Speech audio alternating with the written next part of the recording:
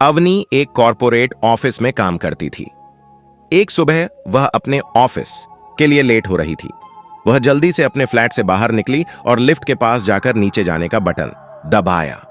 Lift में पहले से ही उनके पड़ोस में रहने वाली एक बुजुर्ग कमला दादी मौजूद थीं। दादी ने अवनी को देखकर मुस्कुराते हुए कहा, लगता है आज थोड़ी लेट हो गई। अवनी ने अपनी आंखें मलते हुए जवाब दिया, हाँ दादी, पता ही नहीं चला कि अलार्म कब बजा, इसीलिए देर से उठी।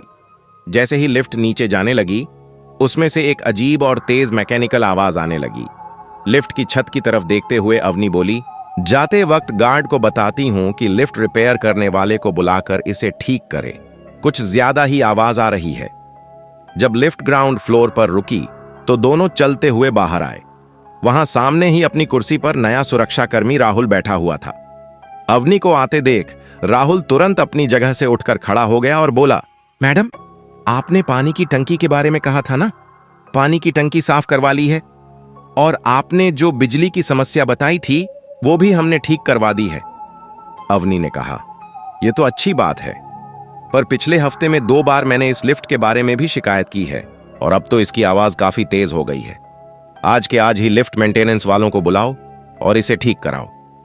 राहुल ने विनम्रता से कहा, मैडम जी, मैंने 2 दिन पहले ही यहां ड्यूटी ज्वाइन की है, फिर भी मैं आज ही बात करता हूं।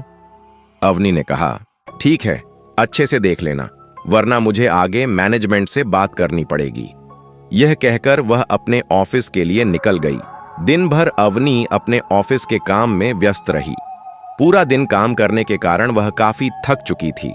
रात के करीब 10 बजते बजते उसका काम खत्म हुआ। जब वह ऑफिस से बाहर निकलकर सड़क पर आई तो गाड़ियों की आवाजें काफी कम हो चुकी थीं। सड़क पर न तो कोई ऑटो खड़ा था और न ही कोई बस आती नजर आ रही थी। लगभग आधा घंटा बीत जाने के बाद आखिरकार सामने से एक बस आती दिखाई दी और अवनी का घर का सफर शुरू हुआ। रात को नींद पूरी न होने और दिन भर की थकान के कारण बस की सीट पर बैठे बैठे ही उसकी आंख लग गई। कुछ ही देर में बस उसके रॉयल रेसिडेंसी अपार्टमेंट के पास पहुंचे। वह नीचे उतरी और सोसाइटी के गेट से अंदर चली गई। उसने गार्ड की कुर्सी की तरफ देखा तो हर रोज की तरह रात के इस वक्त कुर्सी खाली नजर आई। वह सीधे लिफ्ट की तरफ बढ़ी। लिफ्ट के अंदर जाकर वह जैसे ही दरवाजा बंद करने वाला बटन दबाने वाली थी, तभी अचानक तेजी से वही पुराना गार्ड लिफ्ट के अंदर आ गया। उसकी इस अचानक हरकत से अवनी एक पल के लिए सहम गई और एकदम पीछे हट गई। अगले ही पल खुद को संभालते हुए उसने हैरानी से देखा, आप इस तरह अचानक अंदर क्यों आए? गार्ड ने भारी आवाज में कहा, मैडम, आपने सुबह कहा था ना कि लिफ्ट ठीक करने को, तो मैंने ठीक करवा ली है, देख लीजिए। अब आपको शिकायत करने की जरूरत नहीं पड़ेगी। अवनी ने कहा, ठीक है, पर यह काम तो समय पर हो जाना चाहिए था। गार्ड ने घूरते हुए कहा, मैंने अपनी जिम्मेदारी समझकर काम करवा लिया है। अब बताइए, काम ठीक हुआ है क्या? कोई आवाज तो नहीं आ रही है ना? लिफ्ट के अंदर एक अजीब सा सन्नाटा फैल गया था। गार्ड के इस बदले हुए व्यवहार से अवनी को उलझन भी हो रही थी और दिल ही दिल में वह बुरी तरह डर भी चुकी थी। गार्ड फिर बोला, क्या हुआ मैडम, अब आप चुप क्यों हो गईं? बोलिए, लिफ्ट की वो आवाज अब भी आ रही है क्या? लिफ्ट एक एक माला ऊपर जा रही थी और वह गार्ड लगातार अवनी की तरफ देख रहा था। अचानक लिफ्ट में एक तेज झटका लगा और लाइटें टिमटिमाने लगीं। अवनी डर के मारे लिफ्ट की दीवार से चिपक कर खड़ी हो गई और कांपती हुई आवाज में बोली, ये क्या हो रहा है? अगर लिफ्ट रुक गई या खराब हो गई तो? गार्ड अजीब तरह से मुस्कुराया और बोला, ऐसे कैसे खराब हो जाएगी, और अगर खराब भी हो गई तो मैं फिर से रिपेयर करवा लूंगा। ये देखो देखो, चल रही है ना, मैंने कहा था ना, कुछ नहीं होगा, जैसे तैसे। लिफ्ट 10वीं मंजिल पर पहुंची। लिफ्ट के रुकते ही अवनी ने झटके से दरवाजा खोला और खाली कॉरिडोर में तेज कदमों से अपने फ्लैट की तरफ भागने लगी। लिफ्ट के अंदर खड़ा गार्ड वहीं से उसे देखता रहा। तेज कदमों से चलती हुई अवनी अपने कमरे के दरवाजे तक पहुंची और घबराहट में बैग से चाबी निकालकर ताला खोलने लगी, पर डर के कारण चाबी ठीक से लग नहीं रही थी। उसने तिरछी नजर से बाईं ओर लिफ्ट की तरफ देखा। लिफ्ट का दरवाजा अब भी खुला था और वह गार्ड वहीं खड़ा लगातार अवनी को ही देखे जा रहा था। अवनी ने जैसे तैसे ताला खोला और दरवाजा खोलकर कमरे के भीतर चली गई। उसने तुरंत दरवाजा बंद किया और वहीं खड़ी रही। उसे उम्मीद थी कि लिफ्ट का दरवाजा बंद होने या उसके नीचे जाने की आवाज आएगी, पर काफी देर तक कोई आवाज नहीं आई। अवनी ने राहत की सांस ली और खुद से कहा, कल सुबह इसके बारे में बात करनी ही पड़ेगी। थकी होने के कारण वह फ्रेश होने के लिए बाथरूम चली गई। बाथरूम से बाहर आने के बाद उसे अचानक कुछ याद आया। वह अपनी खिड़की के पास गई और धीरे से पर्दा हटाकर नीचे झांका। नीचे वह गार्ड अपने केबिन के पास खड़ा सीधा ऊपर अवनी के फ्लैट की तरफ ही देख रहा था। वह झट से पीछे हट गई और परेशान होकर बोली, यह गार्ड इस तरह क्यों बर्ताव कर रहा है? अगली सुबह जब अवनी की नींद खुली तो काफी देर हो चुकी थी। अपने बेड से उठकर वह खिड़की के पास गई और धीरे से पर्दा हटाकर देखा। नीचे लोगों की आवाजाही और चहल पहल शुरू हो चुकी थी, पर वहां वह गार्ड कहीं नजर नहीं आ रहा था। उसने पर्दा पूरी तरह से हटा दिया और अपने बाल ऊपर बांधकर ऑफिस के लिए तैयार हो गई। फ्लैट का दरवाजा लॉक करके वह लिफ्ट के पास पहुंची और नीचे जाने का बटन दबाया। तभी पीछे से उसी पड़ोसी कमला दादी ने आवाज दी, अवनी बेटा, लिफ्ट का बटन मत दबाओ, अब से हमें सीढ़ियों का ही इस्तेमाल करना पड़ेगा। अवनी मुड़ी और बोली, पर क्यों दादी? कल रात ही तो उस गार्ड ने कहा था कि उसने लिफ्ट ठीक करवा दी है। आज सुबह तो वो नीचे दिख भी नहीं रहा है, शायद चला गया। पर मैं आज इसके बारे में मैनेजमेंट से पूछूंगी। यह कहकर अवनी जैसे ही सीढ़ियों की तरफ जाने लगी, दादी ने दोबारा उसका हाथ पकड़कर रोका। अवनी, चलो पहले मेरे साथ आओ। दादी उसका हाथ पकड़कर उसे अपने कमरे में ले आई। अवनी ने कहा, दादी, मैं बस नीचे जाकर पता करना चाहती हूं। दादी ने गंभीर होकर कहा, पहले मेरी एक बात सुनो। यह कहकर दादी ने अवनी के हाथ में आज का अखबार थमा दिया और उसमें छपी एक मुख्य खबर की तरफ इशारा किया। अवनी ने जैसे ही वह खबर पढ़ी, उसके होश उड़ गए। अखबार में बड़े बड़े अक्षरों में लिखा था, रॉयल रेसिडेंसी अपार्टमेंट में लिफ्ट टूटने से पुराने गार्ड और एक मेंटेनेंस कर्मचारी दोनों की मौके पर ही मौत। अवनी कांपती हुई आवाज में बोली, दादी, यह खबर तो हमारे ही अपार्टमेंट की है, पर यह कैसे हो सकता है? कल रात ही तो उस गार्ड ने लिफ्ट में मुझसे बात की थी, वह मेरे साथ लिफ्ट में ऊपर आया था।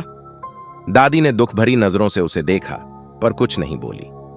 अवनी बिना कुछ और कहे तुरंत दादी के घर से निकली और सीढ़ियां उतरकर नीचे की ओर जाने लगी।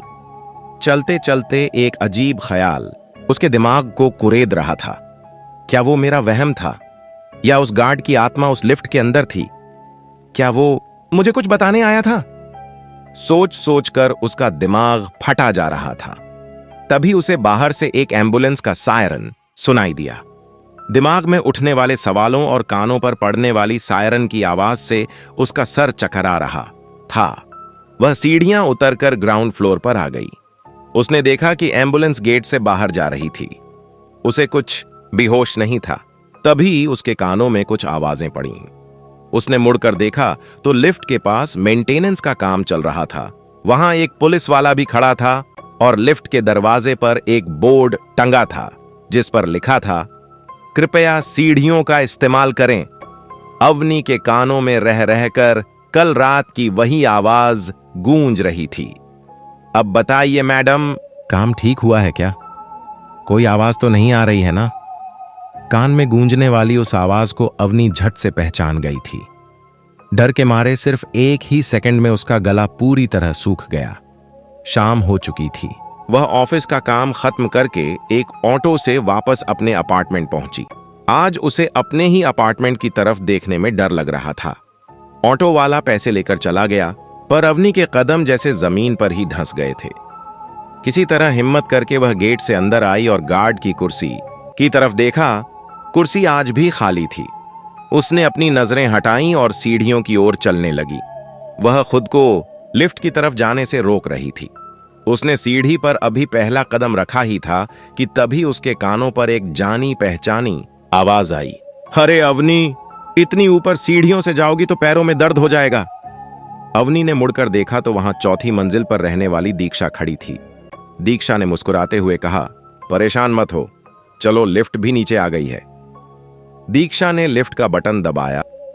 वह अजीब और डरावनी आवाज सुनकर अवनी जैसे ही लिफ्ट से बाहर निकलने के लिए झपटी, लिफ्ट का दरवाजा बंद हो गया और लिफ्ट अपने आप धीरे धीरे ऊपर बढ़ने लगी। अवनी पूरी तरह से बेबस हो चुकी थी। तभी लिफ्ट के सामने लगे मेटल की चमकदार दीवार पर अवनी को अपना धुंधला अक्स नजर आने लगा। वह अपने अक्स को देख ही रही थी कि तभी किसी ने उसके पीछे से अपना भयानक चेहरा बाहर निकाला। अवनी पूरी तरह सहम गई। उसने तुरंत पीछे मुड़कर देखा, पर पीछे कोई नहीं था।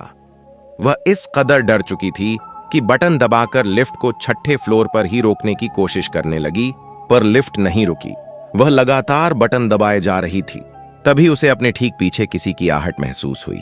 अवनी ने लिफ्ट का बटन दबाना बंद किया और सामने मेटल की दीवार में गौर से देखा।